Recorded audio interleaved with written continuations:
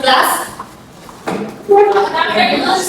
Okay, we're now take your seats. So, this afternoon, we will be discussing about tectonic plates. And we will explore the different processes that occurs along plate boundaries. But before that, let us first have our learning objectives for this afternoon. Okay, everyone please read the first objectives. Identify and explain the various types of plate boundaries. Second one, Create detailed model that illustrate the interaction and process of different plate boundaries. and for the last one, Express the sense of curiosity and enthusiasm for understanding how tectonic plates movement shape the planet's surface and impact human life. so by the end of this lesson, you should be able to understand how these tectonic plate movements shape the Earth's surfaces. So let us first have our introduction to the tectonic plates. Introduction. Go, Mr. Bonilla. Have you ever noticed how perfect continents fit together like puzzle pieces? Well, guess what? Earth is a giant puzzle made of several tectonic plates. These enormous solid pieces fit together like a jigsaw, forming the industry. Okay, thank you, Carl. So, according to the pictures, base sa nakikita, no? Sinasabi dito, or pinapakita ng larawan na ito na kada paggala or movements ng mga lupa sa surface ng Earth ay may nagpapas ito ng different effects. Okay, next, let's proceed to the three types of plate boundaries. The first one, we have the convergent plates, which moves towards each other. So, pag sinabi natin towards each other, ito ay pasalubong sila. Now, for the divergent, ito naman ay moves away from each other, palabas. And for the last one, we have the transform. This plate pass each other, pass line. Kumbaga, dinadaanan nila yung isa't isa. Kumbaga, gano'n. Now you know the different three types of plate boundaries.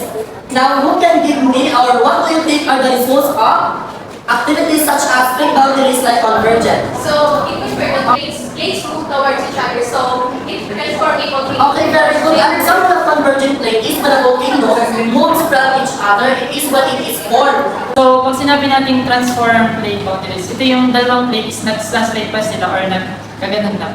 For the second one, convergent, go Maribel. So, dun sa convergent plate, so ang move niya po is towards to each other. Yes, now for the last one, who can tell me about divergent? Go Miss Casalver. Pag divergent naman, yung dalawang plate ay naghihiwalay.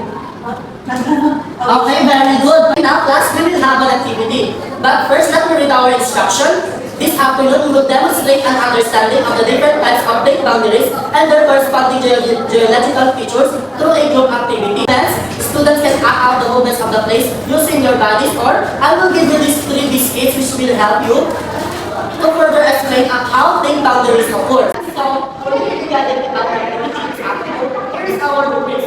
For the area, we have the accuracy, the total of 5 points, identity with the total of 5 points, and for the collaboration, 5 points, and the presentation, 5 points. With the total of 20 points, look at how it's in your respective group.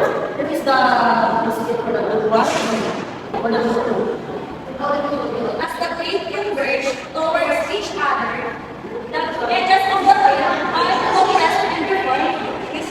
Now, we will proceed to transform boundaries, which is the slide of the tectonic plates that creates faults or earthquake.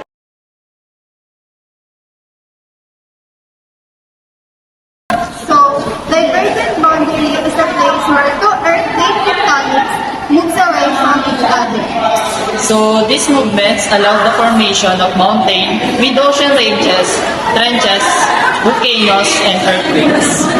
Now, for the group 1, we have a score for the accuracy and 5 points, creativity 5 points, collaboration 5 points, presentation 5 points, with the total of 20 points. Now, for the accuracy, I give you 5 points because you recited the examples. And for the transform, it's just a left. And not only in our group, the accuracy and 5 points, for the creativity also 5 points, for the collaboration 5 points, presentation 5 points.